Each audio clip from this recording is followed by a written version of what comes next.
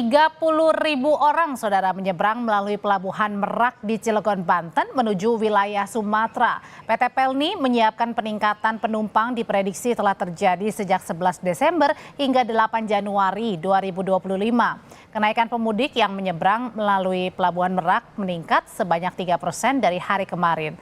Selama libur Natal dan Tahun Baru, ASDP mengoperasikan 29 kapal penyeberangan. Sementara Direktur Utama PT Pelni, Tri Andayani menyebutkan sekitar 48.000 kursi disiapkan untuk 72 pelabuhan yang tersebar di Indonesia.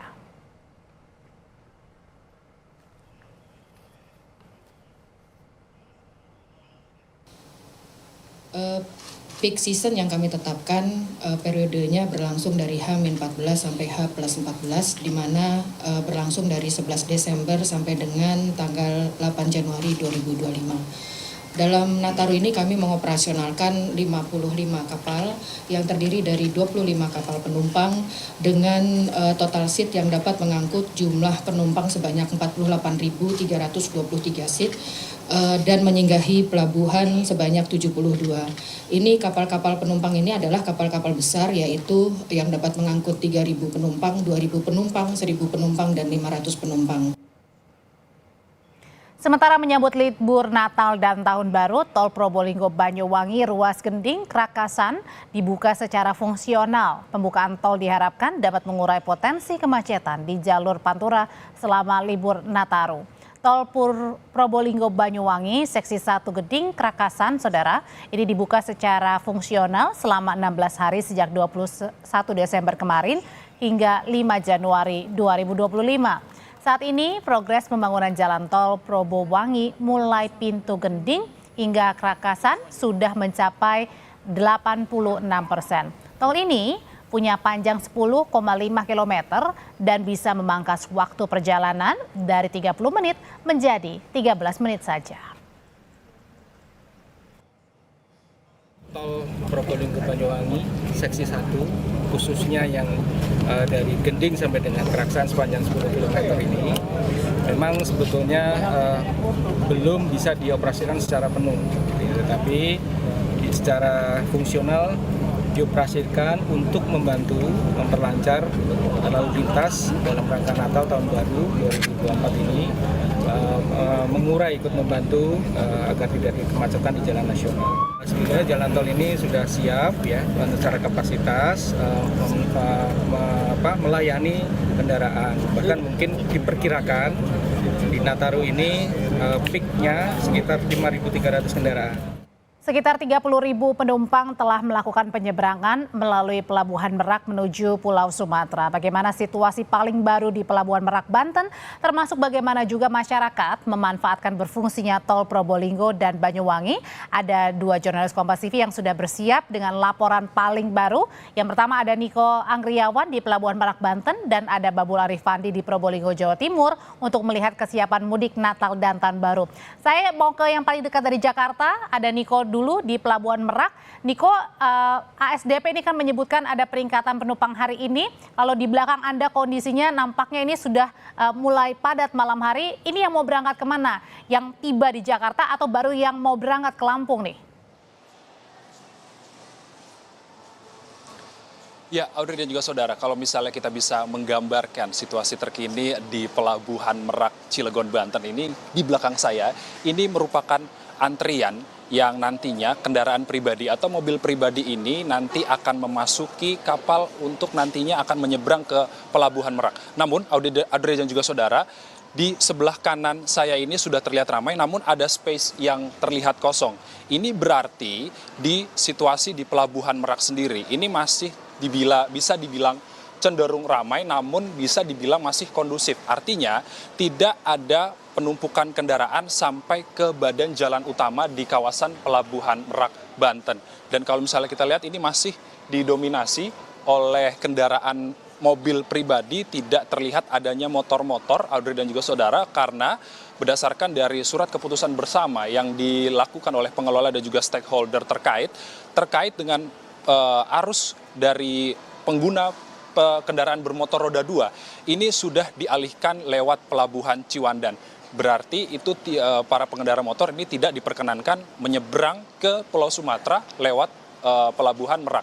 Dan juga untuk truk-truk seperti truk gandeng, lalu truk kontainer, nantinya ini sudah diarahkan ke Bandar Bakau Jaya, Pelabuhan Bandar Bakau Jaya atau BBJ. Dan dari sinilah pengalihan tersebutlah dimaksudkan untuk nantinya bisa mengurai kepadatan di Pelabuhan Merak itu sendiri. Dan adapun kalau misalnya terkait dengan hari ini, pada hari ini juga sudah Pelabuhan Merak ini sudah mengantarkan atau menyeberangkan sekitar 8.600 unit kendaraan menuju Pulau Sumatera.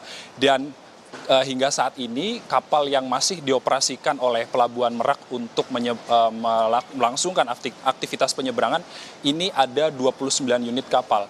Dan nantinya apabila terjadi lonjakan penumpang sendiri, nantinya akan ditambahkan unit tambahan, nanti sekitar 3 unit tambahan, nantinya jadi ada 32 unit kapal penyeberangan yang beroperasi di Pelabuhan Merak itu sendiri. Dan kemudian selain mengoperasikan 29 unit kapal untuk mengurangi lonjakan atau misalnya mengantisipasi lonjakan penumpang di Pelabuhan Merak ini, ASDP dan juga kepolisian atau stakeholder terkait ini juga telah menyiapkan sistem tunda di zona penyangga atau di buffer zone, yang mana nantinya apabila terjadi kepadatan yang signifikan di Pelabuhan Merak, nantinya di Tol Tangerang Merak ini sudah disediakan zona penyangga di kilometer 68 dan juga 43. Dan apabila kalau misalnya di situasi di Pelabuhan Merak sudah mulai terurai kepadatannya, baru kendaraan dari kilometer 68 ke 43 itu bisa langsung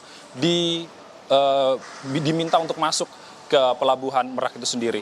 Dan selain terkait dengan itu, para penumpang juga diminta untuk membeli tiket secara daring lewat aplikasi Verizi untuk nantinya mereka bisa terhindar dari penumpukan penumpang.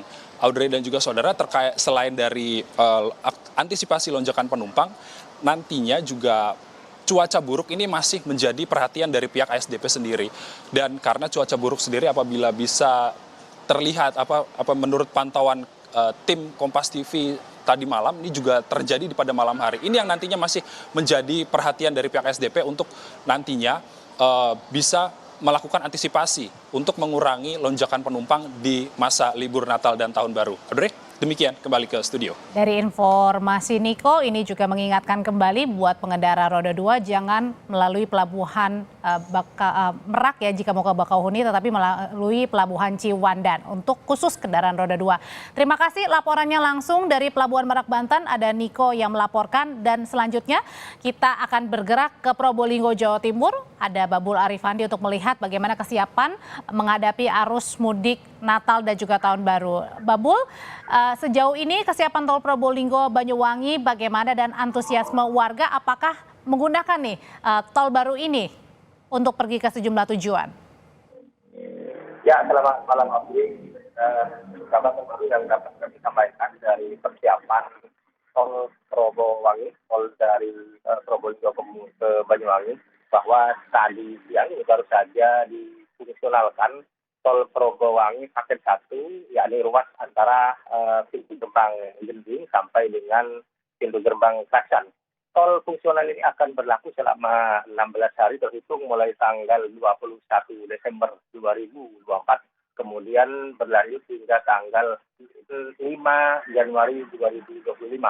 Ada dua hal yang menjadi pertimbangan pihak Jasa Marga Tol Probowangi, kenapa tol yang berjarak sekitar 10,3 km ini difungsionalkan. Yang pertama karena memang jalur Probolinggo Surabaya atau lebih tepatnya Banyuwangi Surabaya ini merupakan salah satu jalur yang tersibuk di Pulau Jawa, dan dengan dibukanya secara fungsional tol Probowangi ini diharapkan dapat meminimalkan titik-titik kemacetan di sepanjang jalur Pantura.